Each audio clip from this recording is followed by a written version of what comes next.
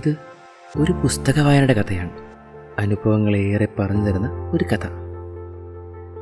ഏകദേശം 10-13 വർഷങ്ങൾക്ക് മുമ്പ് ഞങ്ങൾ പലയിടങ്ങളിലായിരുന്നുകൊണ്ട് ഒരു പുസ്തകം വായിച്ചു തുടങ്ങി. ഒരേ പുസ്തകം, ഒരുപാട് അധ്യായങ്ങളും ഒരുപാട് ഭാഗങ്ങളും ഒരുപാട് താളുകളുമുള്ള സുന്ദരമായ ഒരു പുസ്തകം. ഒരു പുത്തൻ ലോകത്തിലേക്ക് ഞങ്ങൾ ഈ പുസ്തകം കൂട്ടിക്കൊണ്ടുപോയി. കുറേ അനുഭവങ്ങളെയും കുറേ ജീവിതങ്ങളെയും കുറേ സംസ്കാരങ്ങളെയും കുറേ കാഴ്ചപ്പാടുകളെയും സമ്മാനിക്കുവാൻ ഈ പുസ്തകത്തിന് സാധിച്ചു. നാളുകൾ കഴിയെ പുസ്തകത്തിനോടുള്ള പ്രണയം കൂടി വന്നു. താളുകൾ മറിഞ്ഞു, അധ്യായങ്ങൾ കടന്നുപോയി. താളുകൾ മറിയുന്നതിനോടൊപ്പം ഞങ്ങളുടെ അകലവും കുറഞ്ഞു വന്നിരുന്നു. ഒരേ സ്വപ്നത്തെ ലക്ഷ്യമാക്കി പല കൂടുകളിൽ നിന്ന് പറന്ന ഞങ്ങൾ അങ്ങനെ ഒരു അമ്മക്കൂട്ടിൽ ചേക്കേറി. ഈ അമ്മക്കൂടിൻ്റെ ചൂടും പേറി ഞങ്ങൾ ബാക്കി അധ്യായങ്ങളിലൂടെ ഒരുമിച്ച് യാത്ര തുടങ്ങി.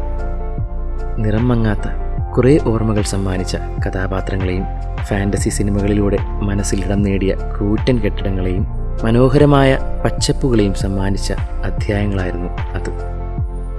കൗതുകമുണർത്തുന്നതായിരുന്നു ആദ്യത്തെ അധ്യായം.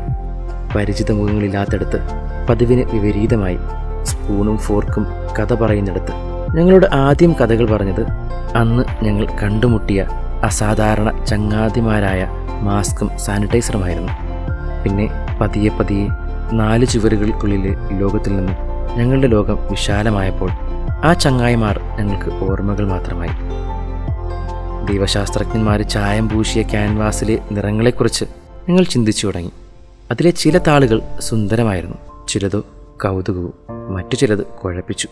സബ്ടൈറ്റിലില്ലാത്ത കൊറിയൻ സിനിമകൾ കാണുമ്പോഴെന്ന പോലെ ഞങ്ങളെ തേടിയെത്തിയ ഹീബ്രുവിൻ്റെയും ഗ്രീക്കിൻ്റെയും അക്ഷരക്കുറിപ്പുകൾ. കുട്ടിക്കാലത്ത് കളിച്ച എറിപ്പന്തിൻ്റെയും 70s ഒക്കെ അപ്ഡേറ്റഡ് വെർഷനായി ഞങ്ങൾക്ക് തോന്നിയ ബൂട്ടിട്ട കാലുകളും പൊടി പറത്തിയ ഗ്രൗണ്ടുകളും ആവേശക്കുതിപ്പോടെ ചീറിപ്പായുന്ന വരയൻ പന്തുകളുമായിരുന്നു അടുത്ത അധ്യായത്തിൽ ഞങ്ങളെ കാത്തിരുന്നത്.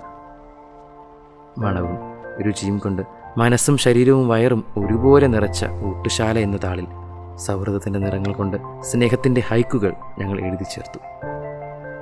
വേറിട്ട അനുഭവം നൽകിയ അധ്യായമായിരുന്നു അടുത്തത്.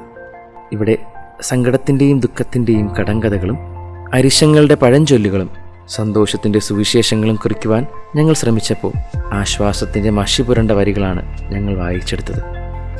പ്രകൃതി എന്ന എഴുത്തോലയിൽ ജീവിതമെന്ന നാരായം കൊണ്ട് ദൈവത്തിൻ്റെ ഇടം വരച്ചു കാട്ടിയ യഹൂദ തച്ചനെ പോലെ ദൈവത്തിങ്കിലേക്കുള്ള റൂട്ട് മാപ്പുകളായ കുറേ കഥാപാത്രങ്ങൾ ഈ പുസ്തകത്തിൻ്റെ ആദ്യ താളുകൾ മുതൽ ഞങ്ങളോട് സംസാരിക്കുന്നുണ്ടായിരുന്നു. മുന്നേ നടന്ന ആരൊക്കെയോ സമ്മാനിച്ച ഈ വരികൾ ഞങ്ങൾക്ക് ഓർമ്മകളാകുമ്പോൾ അതിലെ ചില ഓർമ്മകളെ കുറിച്ചിടുവാൻ ഇതിൽ ഞങ്ങൾ താളുകൾ കണ്ടെത്തി.